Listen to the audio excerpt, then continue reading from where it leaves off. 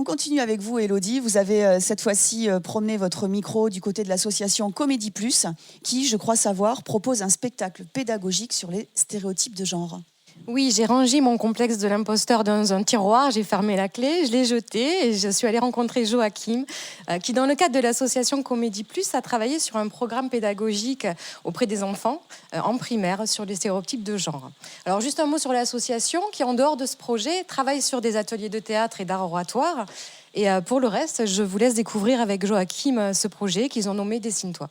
C'est un spectacle qui traite sur l'égalité filles-garçons et qui a pour objectif finalement de lutter contre les discriminations de tout type, mais avec une entrée sur les stéréotypes de genre.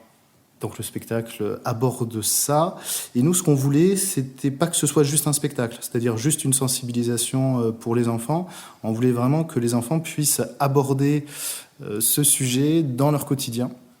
Et donc c'est la raison pour laquelle on a créé un spectacle, mais aussi des ateliers qui vont prolonger la matière pédagogique du spectacle. Donc on a 2 ateliers de théâtre participatif et on a aussi une séance de dessin, où là on invite les enfants à dessiner leur utopie, à partir des stéréotypes qu'ils connaissent, qu'ils n'appréhendent plus, mais qu'ils ont dépassés pour créer leur propre utopie. Stéréotypes, je pourrais parler des stéréotypes de genre, vu que c'est vraiment l'entrée du spectacle. C'est-à-dire quand on voit un garçon, on imagine plein de choses sur ce petit garçon, les couleurs qu'il aime, les jouets qu'il aime, mais aussi les pensées qu'il peut avoir. Et tout ça, finalement, peut être dramatique si le petit garçon se sent prisonnier de ça et qu'il n'arrive pas à le dépasser. Donc ça montre l'univers de 2 enfants, à la fois un garçon, à la fois une fille, qui évoluent dans leur propre champ, mais qui vont être perturbés dans leur esprit par... Alors nous, on a matérialisé des discriminations, donc un peu un personnage qui n'est pas réel, hein, c'est un peu un prolongement de la pensée des enfants, donc il est personnifié, parce qu'on est sur du théâtre avec plusieurs masques, donc il n'a pas une forme humaine. Mais quelque part, il ressemble finalement à l'humain. C'est un petit peu comme le stéréotype. Il fait partie de nous, mais on n'est pas que ce stéréotype. Et c'est pour ça que c'est important finalement de savoir s'en détacher. Et donc c'est ce qu'on essaye de montrer dans le spectacle. Ils sont perturbés par toutes ces pensées stéréotypées. Et ils parviennent à dépasser tout ça et à faire du stéréotype qu'une représentation pas du tout enfermante. Oui, parce que vous, votre point de vue, c'est pas de casser les stéréotypes, mais de se dire on va faire avec pour aller plus loin. Oui, c'est vrai qu'on entend souvent déconstruire les stéréotypes. Cette déconstruction, c'est pas un terme qu'on revendique. Nous, on est plutôt dans le dépassement. Et ça, c'est vrai que c'est quelque chose qui marque quelque chose de fondamental dans notre pédagogie.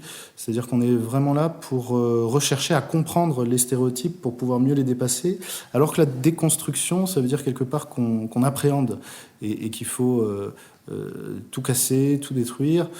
Nous, au contraire, on dit qu'il faut être dans l'accueil.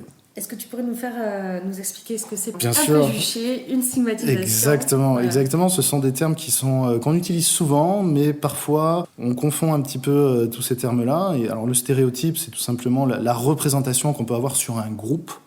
Donc là, il y a vraiment la notion de groupe pour le stéréotype et le préjugé. On va préjuger ce que va faire une personne, et bien souvent par rapport à un stéréotype qu'on a. Cette personne appartient à tel groupe, j'ai un stéréotype sur ce groupe, et donc un préjugé sur cette personne. Et après, ça peut aboutir à une discrimination. Et donc concrètement, pour revenir aux ateliers, Tout à fait. comment vous faites? Alors sur les ateliers, on prend une situation très concrètement. On met des jouets dits de garçons à une fille, tout simplement. Donc par exemple, un ballon de foot ou un gros camion, une grosse voiture. Et là, on fait une pause photo. On dit à la petite fille, tu fais une pause photo avec ces jouets-là. Et ensuite, on a juste à côté un garçon du même âge qui est à la fois, qui ressent de la tristesse et de la colère par rapport à cette situation. Et là, pose photo pour lui aussi. Donc on a un tableau. Et à ce moment-là, les enfants peuvent aller finalement essayer de déplacer tout ce qu'ils veulent dans le tableau pour essayer de changer la situation. Et bien souvent, ce qui se passe, c'est que les enfants ne voient pas finalement la problématique tout de suite.